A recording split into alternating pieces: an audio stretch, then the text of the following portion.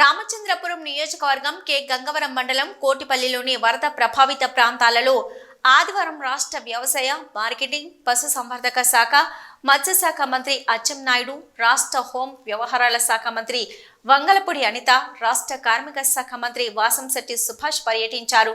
ఈ సందర్భంగా కోటిపల్లి గోదావరి ఉధృతిని నీట మునిగిన లోతట్టు ప్రాంతాలను మంత్రులు పరిశీలించారు. అనంతరం మంత్రులు మాట్లాడుతూ వర్షాల కారణంగా నష్టపోయిన ప్రతి కుటుంబాన్ని, రైతాంగాన్ని ప్రభుత్వం ఆదుకుంటుందని హామీ ఇచ్చారు. ముంపు ప్రాంతాల్లో సమస్యలపై ప్రజలతో చర్చించారు. జిల్లా కలెక్టర్ ఆర్ మహేష్ కుమార్, జిల్లా జాయింట్ కలెక్టర్ టి నిశాంతి తదితరులు పాల్గొన్నారు.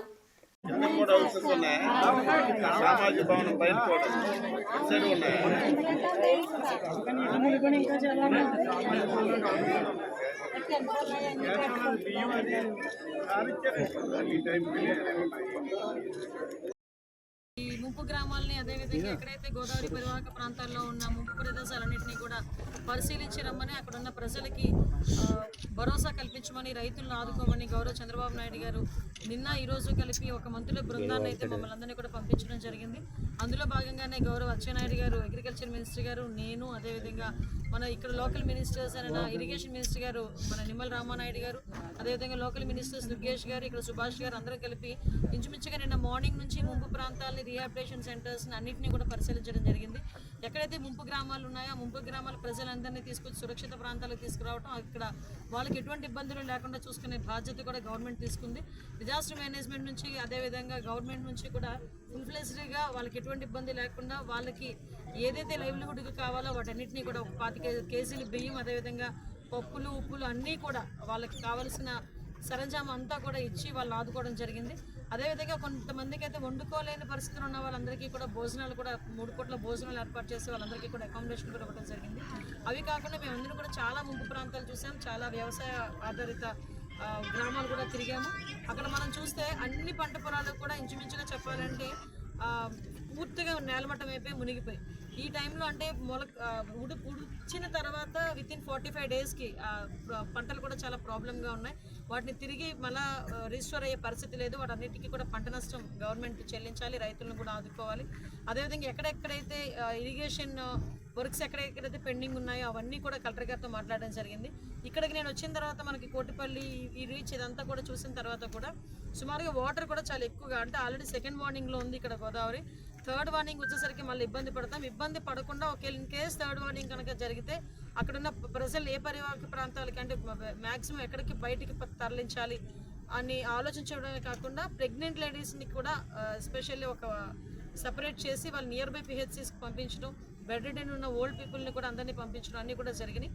ఇవన్నీ మనకి ఏఎస్ఆర్ జిల్లాలో కూడా ఎక్కువగా మనకి వరద ప్రభావిత ప్రాంతాలు ఎక్కువ కనిపిస్తున్నాయి కాబట్టి అక్కడున్న కలెక్టర్ గారు కూడా వెంటనే అన్ని కార్యక్రమాలు పూర్తి చేసుకొని ఎక్కడ కూడా ఎవరికి ఇబ్బంది లేకుండా ప్రాణ నష్టం జరగకుండా ఉండే పరిస్థితి కూడా కనిపిస్తుంది. ఇందాకే దురదృష్టకర సంఘటన మనకి గన్నవరంలో విజయ్ అనే ఒక 26 సంవత్సరాల యువకుడు గల్లంతో ఇవ్వడం జరిగింది. ఆ అబ్బాయికి ప్రభుత్వం తరపు నుంచి ఆ కుటుంబానికి సహాయ సహకారాలు అందించడం జరుగుతుందండి.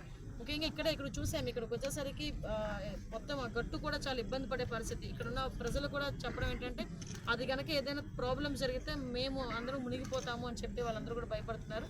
అయితే 20 సంవత్సరాల నుంచి అది అక్కడ అలానే ఉంది.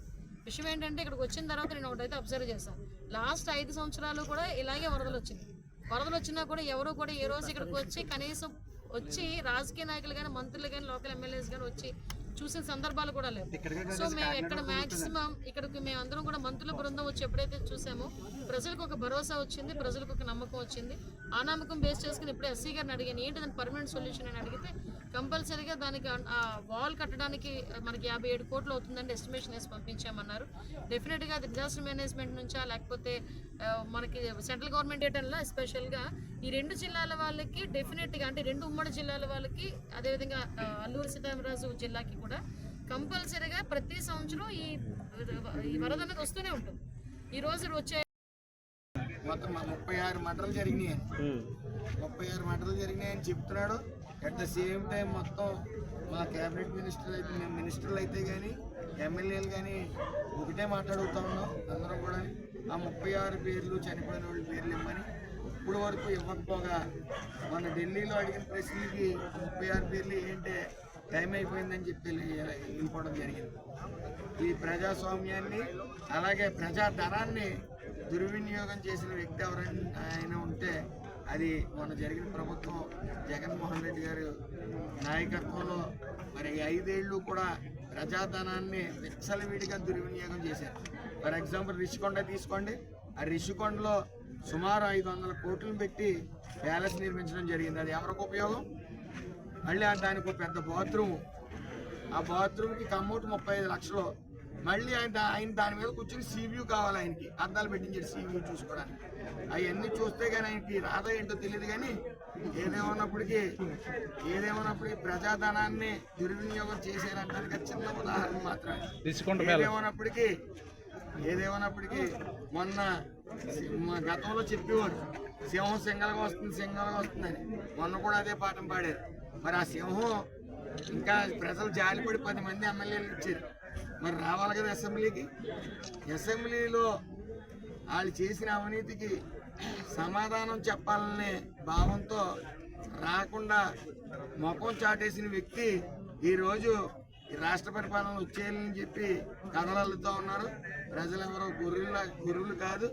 ఆయనకి ఏ రీతిలో బుద్ధి చెప్పాలో ఆ రీతిలో బుద్ధి చెప్పినప్పటికీ ఇంకా కూడా ఆయనకి బుద్ధి లేకపోవటం, లేకపోతే అక్కర్లేని అభియోగాలు చేయటం వల్ల ఆయన మానసిక పరిస్థితి మీద రాష్ట్ర ప్రజలందరూ కూడా నవ్వుకుంటూ ఉన్నారు.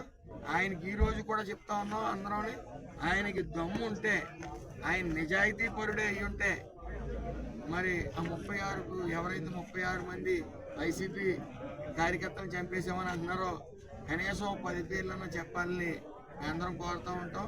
అది చెప్తే నిజంగా ఆయన నిజాయితీ పరుడని ఒప్పుకునే పరిస్థితి.